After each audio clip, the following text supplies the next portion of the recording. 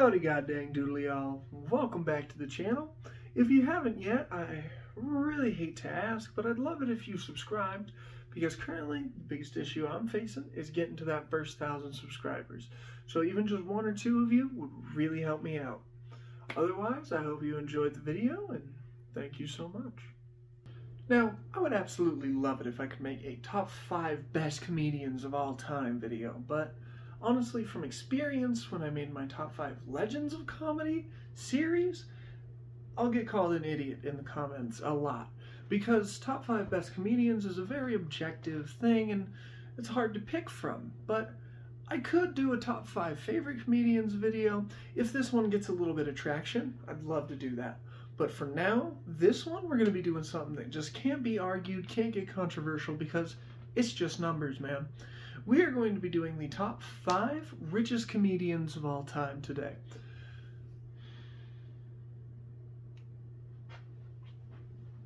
Alright, guys, let's get started a little bit here. We got number 5. The 5th most rich comedian ever is going to be Ellen DeGeneres, alright? And it might be a little bit surprising, probably expected all straight white dudes on this list, but Ellen is the only woman on the list, and she did it by disguising herself as a white dude, which worked very well for her.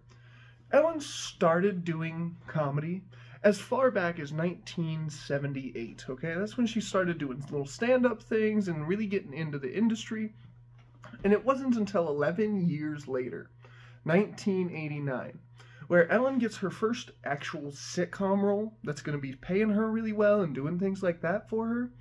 And it was on this show called Open House. And after being on Open House for a few years, she goes on to have her own sitcom, from what they call it. And it was These Friends of Mine, which Ellen became such a popular character of that they eventually just renamed it after her. They just called it Ellen. That's the damn show. And I'm pretty sure it was her character's name. I've never seen These Friends of Mine, but I'm almost sure. Editing me will know. And the last thing that, of course, put Ellen on this list as the 5th richest comedian of all time, who's made an impressive amount of money, is Ellen had a daytime talk show that made her a household name to basically everybody. We all knew about the Ellen DeGeneres Show. And if you don't know about it, you probably know about it now because of a few of the accusations that Ellen has faced for abusing her staff. Not abusing, but rather mistreating her staff incredibly. So the Ellen DeGeneres Show is rather well known, it's rather expansive, and it's a little controversial at this point. But either way, it's flagshipping and hosting this daytime talk show with a little bit of real estate investing put on top of it and mixed in there, that has given Ellen the incredible net worth of $500 million. See, comedy, a lot of people don't think that they get to be multi-millionaires and billionaires or something like that, but number 5, we're already starting at $500 million, baby, with Ellen DeGeneres' impressive $500 million. Number 4. The 4th most richest comedian. That wasn't English. The 4th richest comedian to ever walk the face of the earth was one Matt Groening? Oh my god. It's spelled like that. Look up how to pronounce it, dog. It's Matt that shit. I ain't got nothing else for you. If you don't know who Matt that shit is, Matt is the man who came up with The Simpsons. And it started rather simple, actually. He just used to be this comic strip artist in LA where he would just make little things for the newspaper until he eventually made a segment for the Tracey Ullman Show, which was The Simpsons. It featured their family and their little antics that they already had going on. And I don't know if it was called The Simpsons at the time. It may have been called something else. But it was part of the Tracey Ullman Show, which made Matt really nervous because he thought that Tracey Ullman could take his characters and his copyrights and everything like that because she owned the show. So Matt decided that he was going to take his little segment and turn it into a full half-hour show which we now know and love today as The Simpsons, the longest running adult animation ever so far. They have more episodes and more airtime than most television shows will ever see in their entire life. And that is what has collected Matt Groening? Matt Groening? Whichever one it is. Matt Groening has collected over $600 million in revenue through just syndication deals, merch, all the works of having that one flagship show. Which is actually what our next guys did too. See, the third richest comedians are actually somebody I had to do no research on at all. The third richest comedians, and you heard me, comedians too, you're getting a bit of a bonus one in this one, are going to be, Trey Parker and Matt Stone. Trey Parker and Matt Stone, for anybody who does not know, were these two kids that met in college and began to animate a short together. They animated a little short with some crude cardboard cutouts and things like that eventually got onto a VHS tape and started circulating the country because it was pretty funny, and you like to share this VHS tape with your friends and stuff like that. And it eventually got to the point where it was so popular and so many people were taking credit for it that Matt and Trey decided they needed to do more than just one little segment of it. So they went down to, I think it was Fox first. I know they chose one really big channel first, and they went down and tried to pitch them for a show called South Park. And that big network didn't accept it. They didn't want anything to do with South Park, but a smaller network saved its life by picking up South Park, because Comedy Central knows that South Park was one of its best earning shows of all time, and it will probably never take it off of the air, because South Park is amazingly profitable. But for me, South Park is also amazing. I fucking love South Park. It's a great show. I've watched all the banned episodes. I even own a few of them on this shelf over here. I got film cells, original movies, anything that a South Park fan could have. I've been into it. I've been looking into that kind of stuff. So South Park is wildly successful, despite it seeming like a very niche culture. And while that does attribute for most of their wealth because of a huge deal that Paramount Studios made with them about releasing a video game, a few movies, and a few more seasons, it was like a $900 million contract split between the two of them, and then obviously taxes. So they're both very wealthy off of just that alone, but also they have more than just an Emmy award-winning show. They have multiple Tonys for their award-winning plays, namely The Book of Mormon, which is apparently a really popular Broadway play that I've always wanted to see, but I've never went and checked it out, and it's really good from what I've heard. But The Book of Mormon is a Broadway musical about Mormonism. That's about everything that I know about it. But as I said, multiple Tonys, wildly successful, and I'm sure it had some part to do with making them each worth, they're worth different amounts, so I gotta read it, hold on. Making them each worth, Trey Parker himself is worth $600 million, and Matt Stone is worth $700 million. And you might be wondering, like, if they did all this stuff together, their whole careers are tied together, why is one richer than the other? I bet you could guess which one has a child. Fun little extra bit for these two, where you got an extra net worth out of there.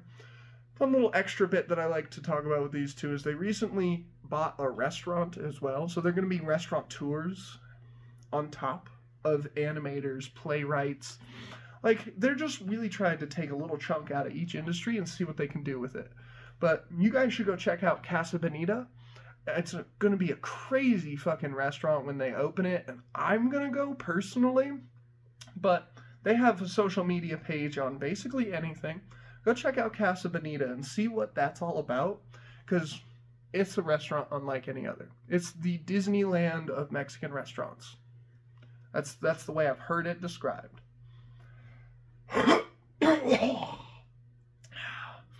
But other than that, I think that wraps up Matt and Trey, and what has made Trey worth $600 million and Matt worth $700 million. We're already down to number 2. Damn.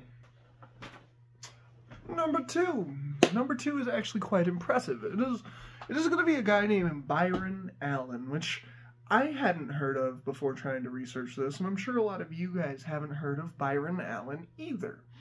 But Byron Allen was a guy who co-hosted this show called Real People, which I don't know much about, and I'm not really going to talk a lot about, because even more impressively about this man's career is that Byron Allen is credited as being the youngest ever performer on The Tonight Show, doing his set at only 18 years old. Apparently, he started his... Fuck off! Bam, y'all! Just needs her a little bit of the limelight.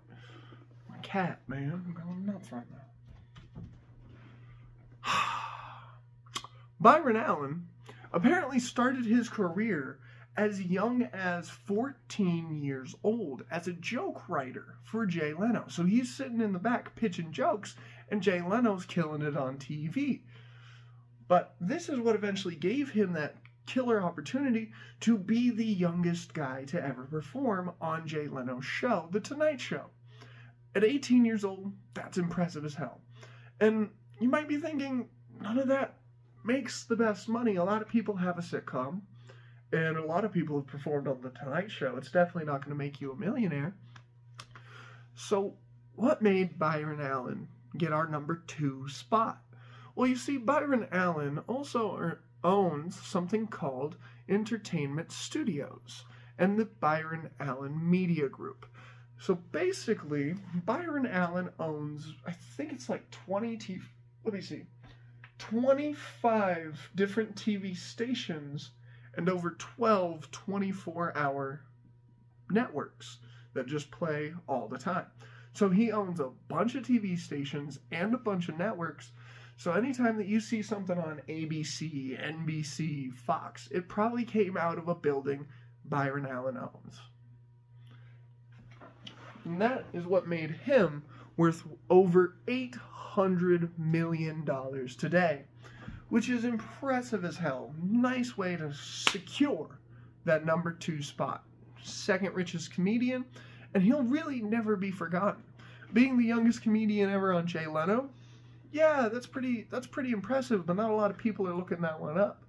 But people who look up who made the most money, they're going to find that guy for ages now. $800 million is a huge mark to try and get that guy off the totem pole.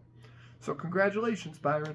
You'll be up there for a while, but you won't be as good as the king, up at number 1. Number 1, the richest man that comedy has ever known. He's been called the king of comedy by some. It is Jerry Seinfeld, the true king of milking that cash cow, baby. See, Jerry Seinfeld was a stand-up comedian back in the, I think it was late 80s he may have started. Yeah, somewhere in there. He was a stand-up comedian who eventually got his own sitcom sometime in the 90s. And Seinfeld owned the fucking world. It was the sitcom of its time. Everybody loved Seinfeld. It doesn't hold up as well today. Like, I'm a little bored trying to watch it and stuff like that, but Seinfeld was so popular that him owning the rights, he owned I think it was just him and probably a few execs and stuff like that, but he owned a majority of the rights, George Lucas style, to resell and redistribute the syndication of this thing, which was okay for channels and TV channels, made him a few $1 million. That's really awesome. What really capped him off as the richest comedian of all time is that Netflix decided to syndicate his show. They bought his show exclusively for their platform for over $500 million. They said, hey, Jerry, let's give you one whole Ellen. You can have Ellen DeGeneres' whole net worth just if we can put your show on Netflix. Blows me the fuck away that Netflix would ever spend that kind of money on Seinfeld, but it is the reason that undeniably the #1 richest comedian ever is going to be Jerry Seinfeld, because he has amassed a little over $900 million so far. He could easily be a billionaire by the end of the next 10 years. It wouldn't even be hard for him. Jerry Seinfeld will and could very likely be the first billionaire comedian, which is a crazy cool sentence. I love that for the industry and everything, but they really picked Jerry for that? Damn it, Jerry. Congratulations if you made it this far in the video. That's pretty astonishing, brother. You must have been really entertained. Well, thank you. I hope that you leave a little like down there, comment or something. I don't know, dog. As I said at the beginning of the video, my most important priority right now is to get a few more subscribers. So if you could subscribe a little, try and get me closer to that 1,000 mark, I would absolutely love that. And who knows, I'll probably do something special at 1,000. What it'll be? I have no clue yet, but I guess we'll have to get there to see, won't we? You guys have a great day.